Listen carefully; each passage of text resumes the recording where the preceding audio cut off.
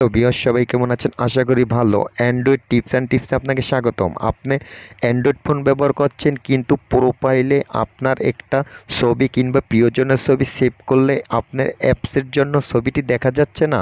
এই সমস্যা থেকে মাত্র 30 সেকেন্ডের সমাধান কিভাবে পাবেন এই ভিডিওতেই দেখাবো।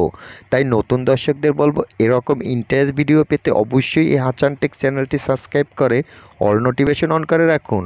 তাহলে আপনি সবার আগে পরবর্তী ভিডিও দেখতে পারবেন। সো এই কাজটি করার জন্য মোবাইল স্ক্রিনটি লক্ষ্য রাখুন। এই যে দেখুন আমি একটা প্রোফাইল ছবি সেভ করলাম কিন্তু অ্যাপসের জন্য এখানে ছবিটা দেখা যাচ্ছে না। এইটা কিভাবে আপনি বন্ধ করে দিবেন এই ভিডিওতে দেখাবো। অলরাইট, এই কাজটি করার জন্য আপনার মোবাইল স্ক্রিনের সেটিংস অপশনটি ওপেন করে নিন। প্রত্যেকটি স্মার্টফোনের সেটিংস অপশনটি আছে, সেখানে দেখবেন এই সার্চ আইকন, এখানে অ্যাপস ডুয়েল, এই যে দেখুন অ্যাপস ডুয়েল লেখার সাথে সাথে এখানে ডুয়েল নামের এই যে অপশনটি এটি টাচ করে দিলাম। হ্যাঁ, এখানে যদি এই উপরেরটি থাকে তাহলে আপনার আইকনে অর্থাৎ প্রোফাইলে আপনার অ্যাপসগুলো শো করবে।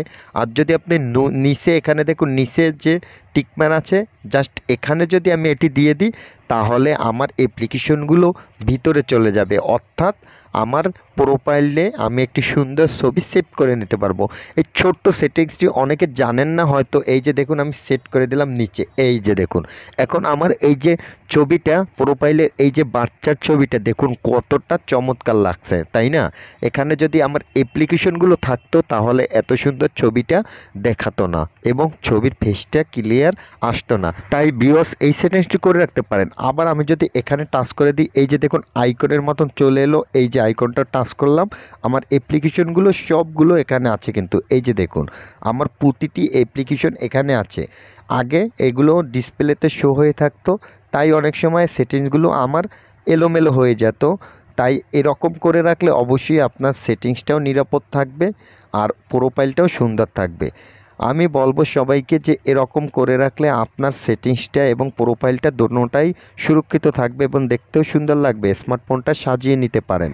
তাই বন্ধুরা আপনাদেরকে একটা কথা এখন বলতে চাই যে আমার ভিডিও যদি আপনাদের কোনো অংশ ভালো লাগে কিংবা এই ভিডিওটা যদি প্রথম দেখে থাকেন, রিকোয়েস্ট থাকবে যে আমার চ্যানেলটি অবশ্যই সাবস্ক্রাইব করে অল নোটিফিকেশন অন করে দিন।